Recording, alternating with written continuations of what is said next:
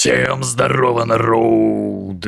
Как вы знаете, на Личе реализована достаточно серьезная вариативность билдов. И даже в рамках одной ветки, условно Unholy ДК, может быть 2 или даже 3 подтипа, которые в рамках Unholy'ка реализуются. Иногда вот эти вот подбилды различаются не очень как-то существенно, буквально пара или троечка талантов, поинтов перекидывается в разные места или где-то символ поменяли, а иногда билдачки выглядят ну прям кардинально разными. Например, если мы говорим про Фрост ДКшника, там есть вариант, когда качаются дополнительно через ветку Блада, а есть вариант, когда качаются дополнительно через ветку Анхолика. И по сути получается ну прям совершенно разные геймплеи и билдостроения в целом. Так что сегодня я вам покажу, по моему мнению, наиболее перспективные, интересные и великолепные билды для каждого ДКшника в PvP. Как для Блада, так для Фроста, так и для Анхолика. Так что всем приятного просмотра, народ, и погнали смотреть видос! Кстати, напоминаю, что в телеграм-канале у меня в закрепленном сообщении лежит зипник со всеми моими аддонами. А для тех, кто хочет поддержать мой канал копеечкой и получить дополнительный контент, приглашаю на Бусти. Там и видосы появляются раньше, по минимальной подписке, кстати, 150 рублей всего лишь стоит. И также еще есть там различные гайды по классам, по настройке аддонов, интерфейса и так далее. Поэтому всех благодарствую за подписку на Бусти. Все, погнали смотреть видос дальше. Итак, начинаем с билдачка на Блад ДКшника, он же Рыцарь Смерти в специализации Кровь. Отличительные особенности: неубиваемый, просто супер живучий такой танковский милишник, который, если добирается до противника, если вам дают бить, если между вами дистанция не разрывается, да, оппонентами, да, он действительно сносит лица. Особенно огромный депос залетает по ткани. То есть маги, например, могут вообще улететь буквально там за 2, 3, 4 спала, прожатые под бафами естественной. Перед вами сейчас достаточно фишечный билд на Блад ДКшника, потому что вот лично я, например, довольно нечасто вижу, чтобы кто-то, если уж в Бладе бегает, выкачивал себе талант болезнетворность. Сейчас я вам повыше подниму, покажу. Я лично выкачиваю. Почему? Потому что у нас самая большая вообще проблема, да, Бладыча, это то, что нет таланта нечестивая порча. И если мы накидываем на цель нашей болезни, их можно диспелить. Это самый главный бич, самая главная проблема Блада. Против диспеллеров его играть очень тяжело. А вот данный талант позволяет нам немножечко заиметь шанс на то, что наша дотка с первого раза задиспеллена не будет. Соответственно, мы выигрываем дополнительное время. Также прикольно то, что это не гибрид ДКшник, который, знаете, качается Кровь плюс Анхолик и не выкачивается ветка льда вообще. Мне не нравится данная связка, потому что, ну, без перерождения играть в PvP максимально впадло. Супер не хочется, здесь же перерождение присутствует. Так еще и до таланта бесконечная зима докачиваемся, это вообще вкусно, невероятно. Ну и, естественно, самые такие мощные способности у нас: это танцующее руническое оружие, это истерия, это кровь вампира. Да блин, по сути вся ветка Блада, понятное дело. Вот кровавая метка и усиленный захват рун в целом. Если вам вдруг все-таки кажется излишним качать болезнетворность, без проблем достаете 3 поинта из данного таланта и закидываете куда угодно. Можно взять себе повелителя рун смерти в троечку, прикольно. Как раз таки будете фармить себе руны смерти, сможете почаще нажимать те самые кнопки, которые вам выгодно. Например, удар в сердце можно будет проспамить просто невероятное количество раз. Это прикольно. Можно докачать себе, допустим, отражение заклинаний и взять единичку. Ну, в общем, здесь можно флексить по-разному. Мой же вариант все-таки остается за болезнетворностью в 3. И в единичку взять бы вот этот вот поинт. Во. По символам, соответственно, здесь без изменений. Это символ танцующего рунического оружия, это символ удара смерти и символ удара в сердце. Большие символы всегда обязательные, всегда такие берем. Малые символы, символ кровоотвода всегда, символ объятий смерти тоже всегда, поскольку у нас есть талант перерождения и хилить себя мы можем кайлами, используем. Третий символ опциональный. Можно либо вообще ничего не брать, либо Зимний Горн, либо Воскрешение мертвых. Здесь неважно, по сути ни на что не влияет. Следующий на очереди Фрост ДКшник, он же Рыцарь Смерти в специализации Лед. И также фишечный вам билд показываю. Лично я в нем бегаю, больше вообще ни разу не видел, чтобы данное произведение искусства использовали. Фишка в чем? Несмотря на то, что мы качаемся через лед, и у нас все основные поинты есть, вот ловчий тундры, там ледяная выдержка, ненасытная стужа, все это мы выкачиваем, играем в стандартного Фроста, но вот, блин, не как все играем через ветку крови.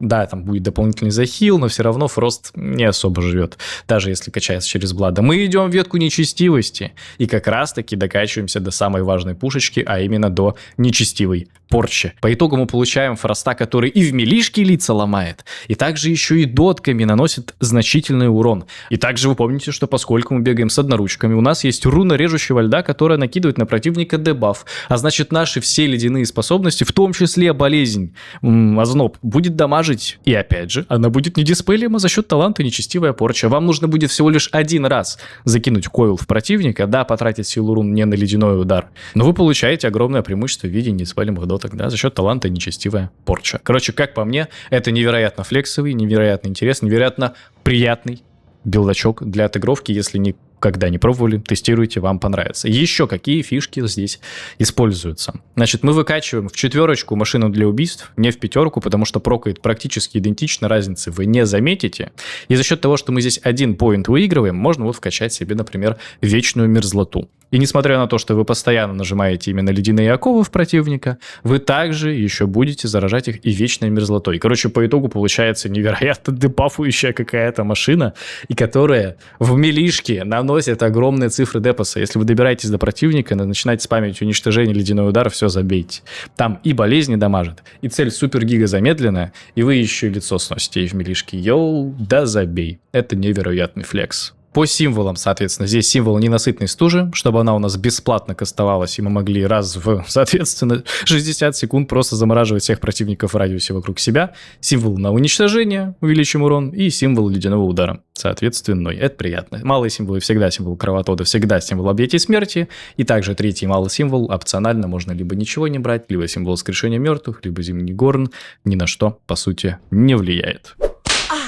Третий билдачок уже на Анхолика. Самый популярный, самый флексовый для большинства. Он же рыцарь смерти в специализации нечестивость. Ну и здесь по стандарту. Мы выкачиваем себе максимальную ветку нечестивости, чтобы дойти до призыва Гаргульи. При этом в данной раскачке я выкачал себе еще жатву на 3. Опять же, мне приятно бегать с рунами смерти, но если вы играете на сервачке, где это, допустим, багнуто работает или не всегда работает, ну, например, на Сирусе мне супер дико не нравится бегать жатвой, я просто 3 поинта отсюда достаю и закидываю в какие-нибудь более интересные рабочие места. Например, можно взять в 2 талант на коне бледном, который еще дополнительно также стакается с вашим основным гемом, который вы можете в шлем закинуть на антистаны. И также еще будет синергировать с орком. Если у вас пассивка также орковская на антистан, все это вместе работает. Вы понимаете, какую можно машину выстроить себе, которая будет пассивно иметь огромный резист к станам. Еще и, соответственно, к ферам там за счет гема. Ну, короче, вообще, лютая жесть. Если вы не хотите все-таки антистановую машину себе прокачивать, ну, можно, допустим, в 3 взять бродячую чуму. Чуть-чуть побольше депса у вас будет. Можно докачать в 2, например, эпидемию, можно в 2 оставить бродячую чуму. Можно в 2 ее не брать, можно сюда взять в 2 и также докачать эпидемию. В общем, вы понимаете. По-разному можно здесь все это дело флексить.